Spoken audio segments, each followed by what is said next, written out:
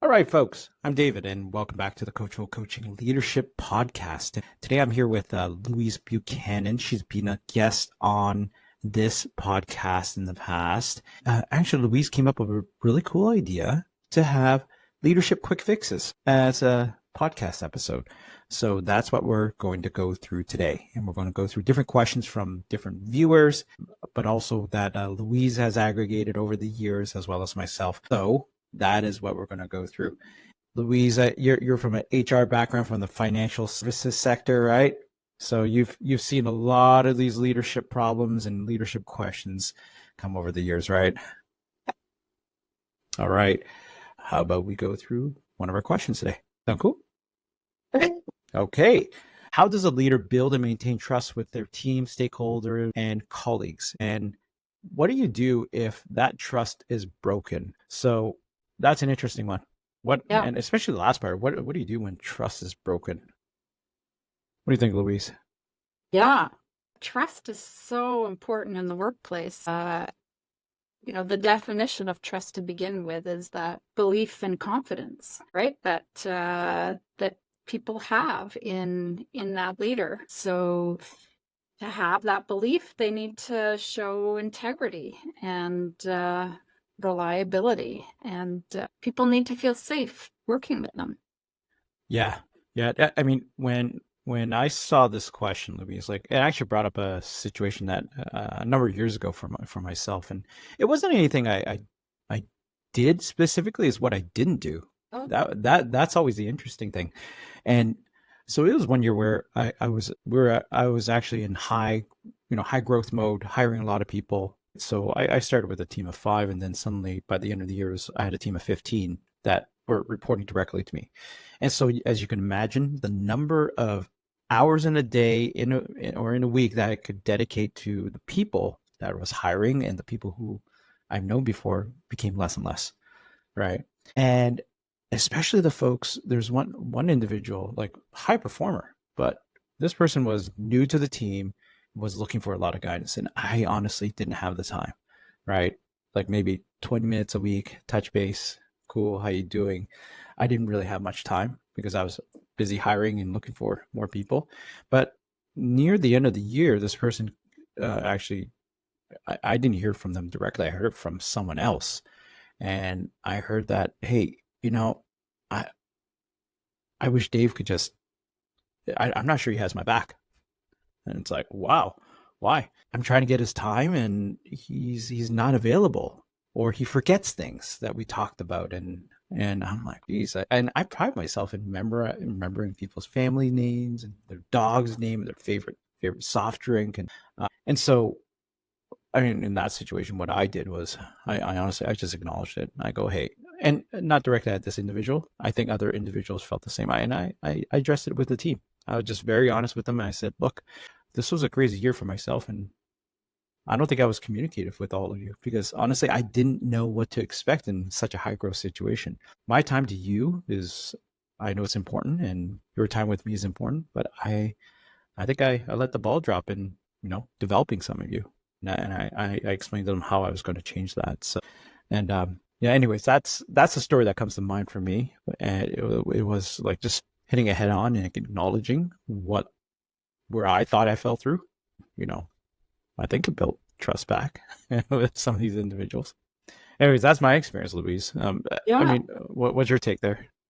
Well, that's a perfect example, right? And as a leader, if that trust is broken, taking that swift action immediately, like you did, is so important. And then showing your authentic self, right? You apologized, you said, and you acknowledged it, right? So just because you're a leader doesn't mean you're perfect. So it actually helps people to say, hey, my leader's not perfect. That's okay.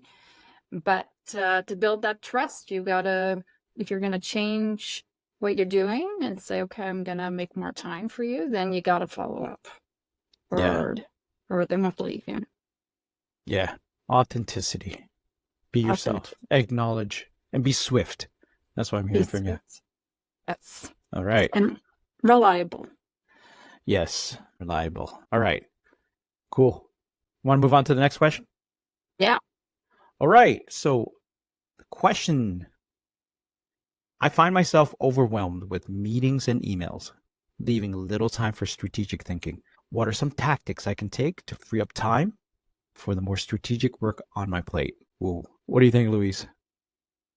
I think I haven't spoken to one person ever who thought they had their time management perfectly under control. So this is something I think whether you're a leader or employee, self, just working on your own, you're always going to have this challenge. Yeah, I find myself overwhelmed with meetings and emails. I guess when I look at this as well, and I think especially when you're a first time leader, um, you don't know what's important, right? Like I remember when I first became a leader, February 1st was the day I became a leader. It's almost like a light switch went off, right? Like click. And now all the people issues and all the administrative stuff, it just started flowing into my inbox, into my Slack threads, everything. And it was like, holy different world all of a sudden. So what I would say to this is that if you're a new leader in your first few months, I think it's going to be ordinary or expected. You should expect to feel a little bit overwhelmed, trying to understand what is useful, what isn't, what's important, what's not. It's sort of like learning a new subject in school, right? Until you've actually, you're used to studying and you know how to filter through BS, right? You're going to probably try to read a book end to end, right? Cover to cover. But the key in succeeding, and if I was to use that metaphor, like reading a book cover to cover, a lot of times it's impossible, right? If you have a heavy workload in school, I'm talking about university or college, successful people know how to pick out the most important things from between the covers or of the book.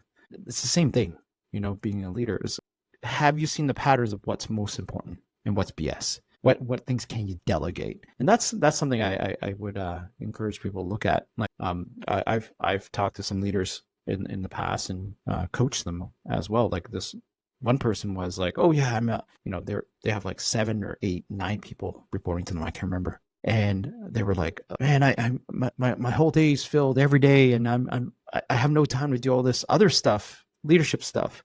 And I go, what do you mean?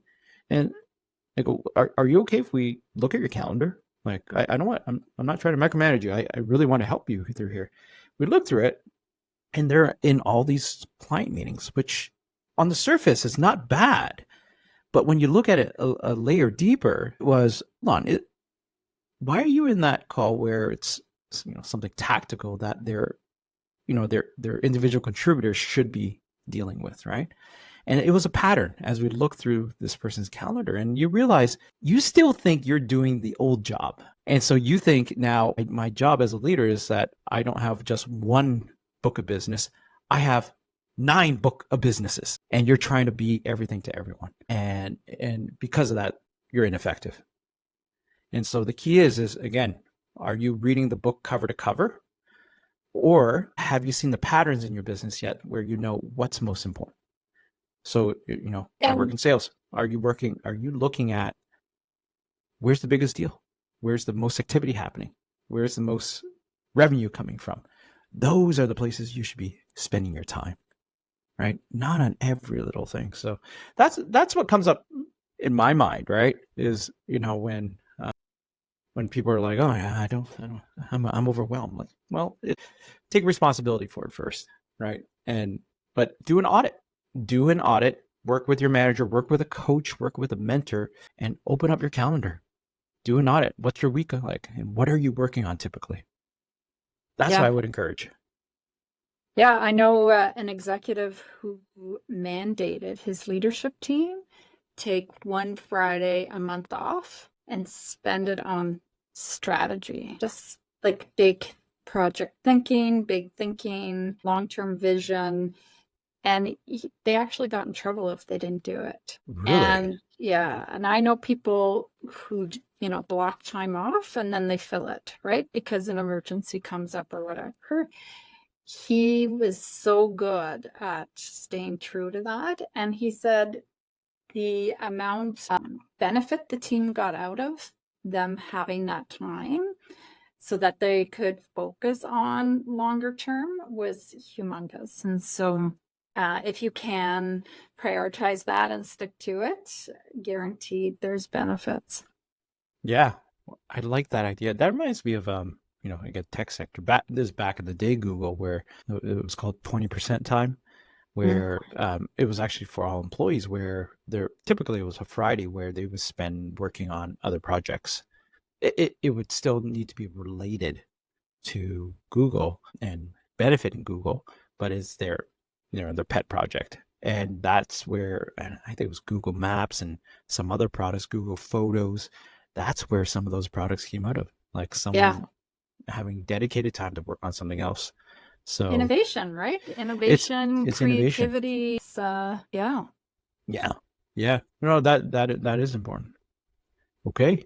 Anything else for you to say about? I said a lot about this one, Louise. Yeah. The last thing I would say is what you said up front is I saw this in technology all the time is you get promoted because you're great at your job and you're a great technologist. Well, guess what? When you get promoted, you get a team. Did anyone say you're a great leader?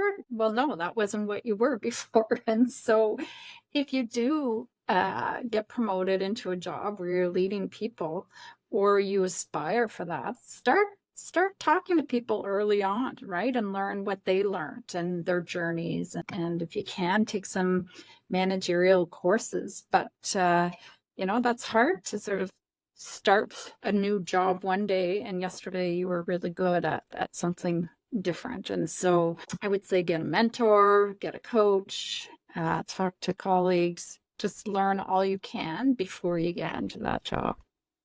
Yeah. And it's the acknowledgement and awareness that what got you here is not going to make you succeed in the new role. And so a different set of metrics will apply at this point. Yeah, exactly.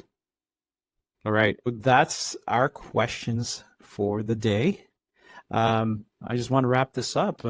This is part of our new series in the Coachful Coaching Leadership Podcast. All right, Louise, anything else you'd like to say to the audience out there? Yeah, have fun. Hope this was helpful information for you. All right. All right. Well, folks, thank you very much for listening. Thanks, Louise. Thanks. Bye.